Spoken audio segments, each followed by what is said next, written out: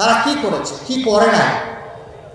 গত 15.5 বছর ক্ষমতায় এসে পিলখানায় 57 জন সেনা অফিসারকে নির্মমভাবে হত্যা করল, তাদের পরিবারের কোনো সদস্যকে হত্যা করল।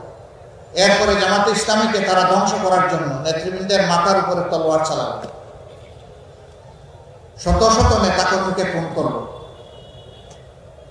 তখন অবশ্য অন্য কোনো দলের উপরে এই বিপদ আসে না। আমরা সেদিন আমাদের বন্ধুদেরকে বলেছিলাম, সবাইকে, যে আমাদের উপর যে যুদ্ধ এই সরকার অন্যায় যুদ্ধ শুরু করেছে, আসেন একসাথে আমরা সেই যুদ্ধ মোকাবেলা করি, তাইলে এই যুদ্ধ আর কাউকে আক্রান্ত করবে না। দেশ বাঁচবে, আপনারা বাঁচবেন, আমরাও সবাই বাঁচব। সেদিন আমাদের এই আওয়াজ আমরা বুঝাতে পারিনি, অথবা তারা উপলব্ধি করতে ব্যর্থ হয়েছিলেন, যার মাসুক পরবর্তী পর্যায়ে গোটা 15.5 বছর ধরে এই জাতিকে পরিশোধ করতে হয়েছে।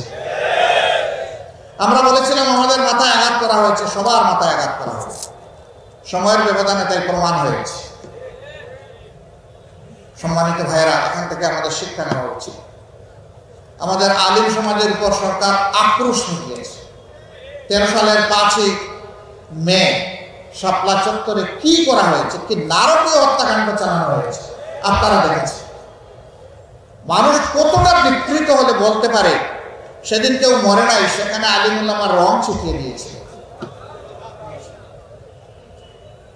হ্যাঁ, মানুষ যারা দিনের জন্য দুনিয়া থেকে বিদায় নেয় তারা তো শহীদ হয়ে আল্লাহর প্রিয় বান্দাবান্দি হিসাবেই বিদায় নেয়, কিন্তু যারা অপকর্মের দায় নিয়ে দেশ থেকে পালিয়ে যায়, তারা কি নিয়ে পালিয়ে যায়?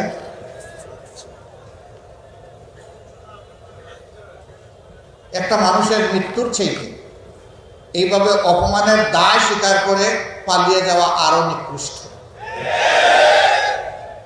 এদের রাজনৈতিক মৃত্যু হয়েছে। আমরা ধারণা করেছিলাম তারা সবক নেবেন আর তারা এই দেশকে জ্বালা যন্ত্রণা দিবেন না, কিন্তু কয়লা দইলে যে ময়লা যায়, এটা সাবান দিয়ে দইলে যে আরো কালো হয়, কুচকুচে কালো। আমরা সাবান সার্ফ এক্সেল দিয়ে ধুইতেছি আর ওরা শুধু কালো হচ্ছে। ওরা নিজেরা শান্তিতে নাই, বাংলাদেশকেও শান্তিতে থাকতে দিবে না। আমার সম্মানিত ভাইয়েরা, এতটুকুতে যাদের শিক্ষা হবে না তাদের শিক্ষা কবে হবে আল্লাহ ভালো জানেন।